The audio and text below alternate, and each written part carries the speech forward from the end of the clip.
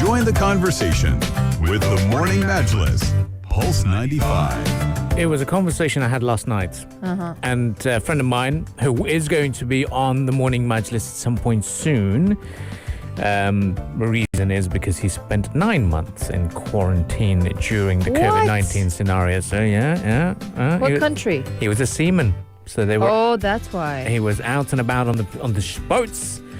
Sailed from Australia to Malaysia to realise that that's the end of the world. You can't get off the boat. So he was on the boat for 9 months, quarantine. So it's a very interesting story. We'll have that greater discussion later on in the week. So do stay tuned for that.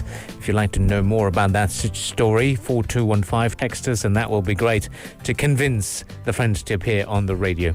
Right. The other aspect is he said, I invested in Bitcoin a long time ago. Not me personally, he did.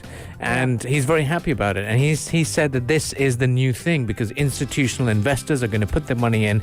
The value of Bitcoin is going to rise. Gold is 5,000 years old. Forget about gold. Bitcoin it is. It surged above $20,000 for the first time. Right. It did, yeah. Now, Bitcoin, it's the world's most popular cryptocurrency by traded volume. It broke through the $20,000 barrier for the first time actually yesterday amid rising investor interest in it. So the cryptocurrency was trading at $20,000, 673 at 6:55 p.m. UAE time. It has almost trebled in value since the start of the year when it was trading at just $7,158. So from $7,158 to $20,000, that's a big jump. So according to the chief market analyst at brokerage Avatrade, Nassim Aslam, he said, today is a good day for Bitcoin believers because the price has reached a major milestone and it has proved to the world that if you do not believe in Bitcoin, think again. This beast is unstoppable. And definitely Bitcoin has jumped in value over the past few months as payment networks such as PayPal and Square have begun using the cryptocurrency and more asset managers have taken an interest in it as well. In the U.S., actually, Fidelity Investments began offering a Bitcoin index fund to wealthy investors in August and recently published a blog in which it kind of attempted to repudiate some of the most common criticisms of this asset. Looking at the price at the moment, it is trading at $21,764. Whoa. I know. 12.45% jump overnight. Cryptocurrency, you're the big thing today. Yeah. And really amazing to see how it all works as well. When I had this conversation with my friend, Will is his name, and it ended up being me probably looking rather silly. He talked to me about, so why, if you don't want to invest in Bitcoin, what would you invest in? I said, gold. I said, oil. I'd buy a barrel of oil. Out of no reason. I just said barrel of oil. I was being silly, but looking at the barrel of oil prices as well, it is $51.53. It's not going to get me any return at all if I were to buy a barrel of oil. But Bitcoin is surprising so many people. If you're one of those who follow the Bitcoin's rise very closely, let us know in the text lines 4215. In fact, we'll give you a call and ask you. But it's also important to highlight something that happened back in 2017. Bitcoin rallied to touch $20,000 in December 3 years ago in 2017, but later crashed and it fell to as low as $3,000 a year later. So will this happen again now? Will it not? We're just going to have to wait and see. I don't know. Yeah. But it did happen. It is. Bitcoin is a unique digital asset for increasingly digital world. Yeah. It pushes onlookers to question preconceived notions of what is right and widely accepted to begin to understand its full value proposition. Investing in cryptocurrencies remains risky, with the price of Bitcoin always proving to be extremely volatile. And that's one of the reasons why I've always felt, no, not me, not for me at all. That's not for me either.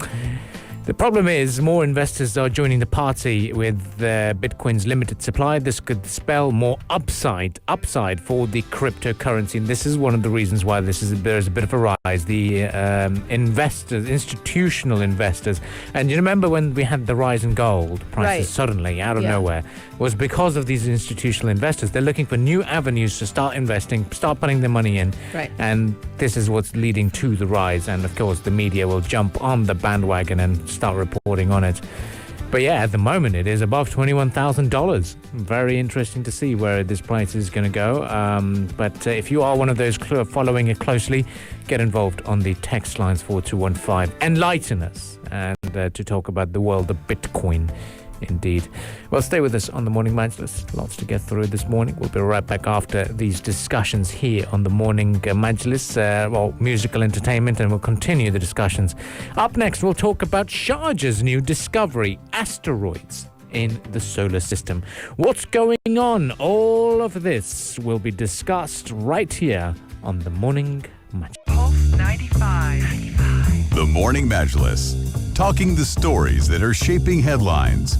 This is Pulse 95. This is Pulse 95, and a very good morning and welcome back onto the Morning Majlis. One thing that we're very excited about is creative individuals such as us, maybe. Yeah, we've got a new district of our own, or is going to be coming.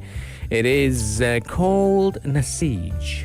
Yes, Arada has launched Nasij District, which is an upscale neighborhood that celebrates art, design, and culture at the 24 billion dirhams mega project in the heart of New Sharjah. And Nasij, which really means in Arabic fabric, reflects the developer's aspiration to weave together diverse skills, talents, and backgrounds to turn the cultural district into a coherent social space, let's say, for the creative community here in Sharjah. Now, it contains 16 apartment buildings designed in a contemporary style, and it also comes or accompanied by anchor cultural attractions.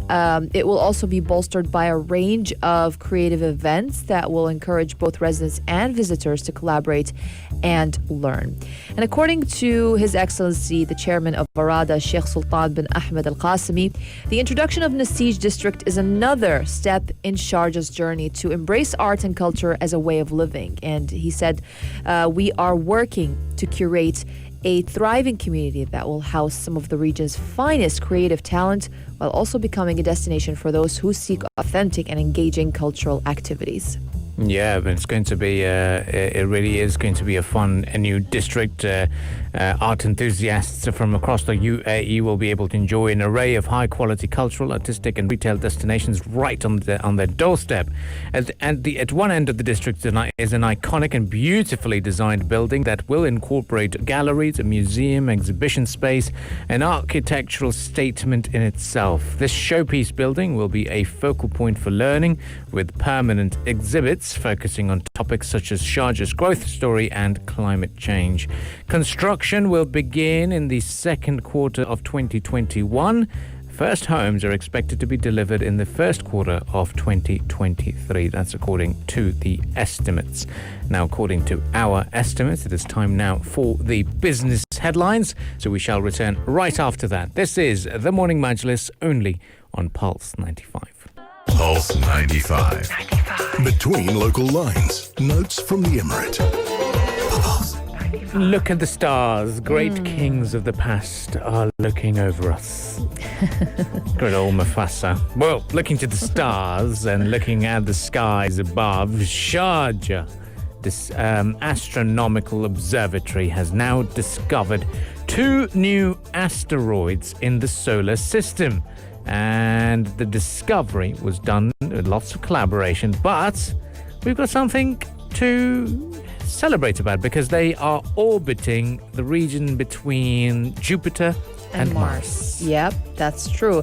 The new asteroids, were discovered in the solar system's asteroid belt region located roughly between, as you said, Abdul Karim, the orbits of the planets Jupiter and Mars. And the asteroid belt or main belt is different from other asteroid populations in the solar system such as near-Earth asteroids and Trojan asteroids. Now, according to observer at SAASST's Sharjah Astronomical Observatory, Muhammad Talafha, he said the discovery of the asteroids was done using high-resolution images acquired from a global network of observatories that have been surveying the sky daily. He explained the images were first compared with previously registered asteroids at the International Astronomical Union. This to neutralize them during the research or the search process and distinguish unregistered moving objects through a series of 30-minute gaps in between images as the asteroids change their position. Now, the scientists then identified the asteroid's movement, brightness, and also determined its path. A new process of observation followed to verify the asteroid's path and also try to find out its physical characteristics.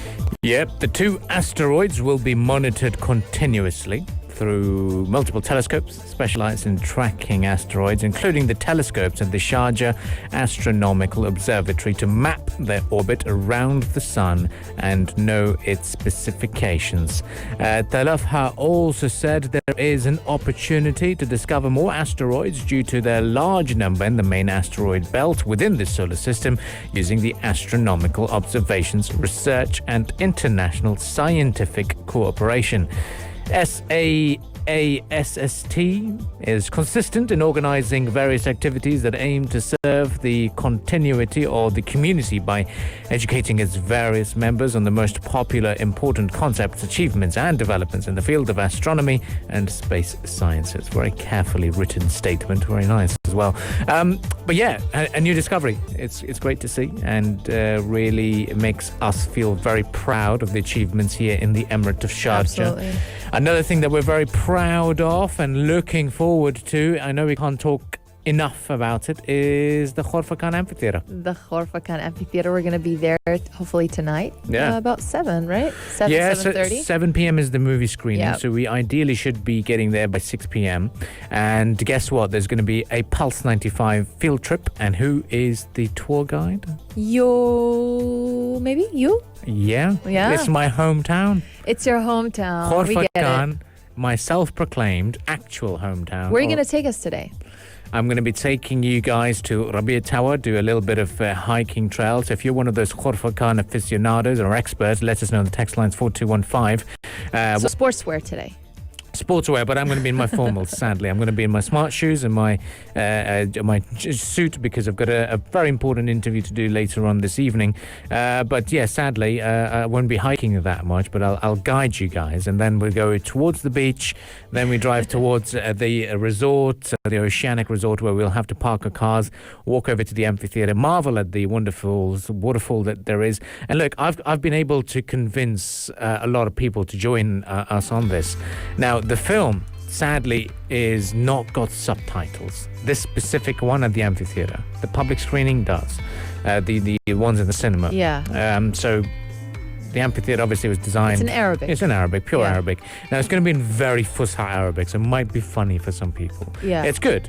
People appreciate the good old Fusha, but then... And it takes you back to the film of El Risala. Yeah? You know that one? No. Oh, okay. I'll just nod and smile that I know, Okay. but why not? But yeah. I'm sure a lot of people is it know The what I'm Messenger? talking about. The Messenger. Yeah, The Message. Yeah, okay. The Message, yes. Yeah, similar to that film. So yeah, see, I've got my Arabic right. So You've got it, I should be able to watch the I'm film not worried tonight. about you at all. No, it's going to be a fun-filled experience. But one thing that you've got to be mindful of, shout out to all of you who's going to go down to Khorfakan Amphitheatre. It's facing the beach. It's Yeah. open air. And it's in a mountainous region. What does that mean? Cold. Wrap up warm. Bring your blankets, bring your hoodies, because it is going to get cold. So we're going to be talking about that later on in the program. But yeah, I'm really excited for the trip, and I'm sure all of you are. Text lines are open for all of you texting in, joining us for the riddle. The riddle I had asked this morning. Two riddles I had asked this morning. Let's bring the tension up. I had asked you, what is something that spends all the time on the floor but never gets dirty? Is this something you can touch? Maybe. No, just say yes or no. Make it easier for me. You can touch it, but I don't think you can feel it. Oh, is it light? Close. Really? Yeah, very close. If you know the answer, Okay. text lines are open 4215, and we'd love to get your thoughts. And the other question is, in what month do people sleep the least? Yeah, that's a straightforward answer. Rania's got it, and so have people who've been texting in this morning. Text us 4215, and we'll give you an appropriate shout out, get you involved on the program. For it is your Majlis, and this is the morning Majlis, ready for the weekend vibes with some good times. So stay tuned to Pulse 95. If you liked this episode of The Morning Majlis, drop a like and subscribe. 95. Be sure to follow us on Instagram for all our daily updates and top stories.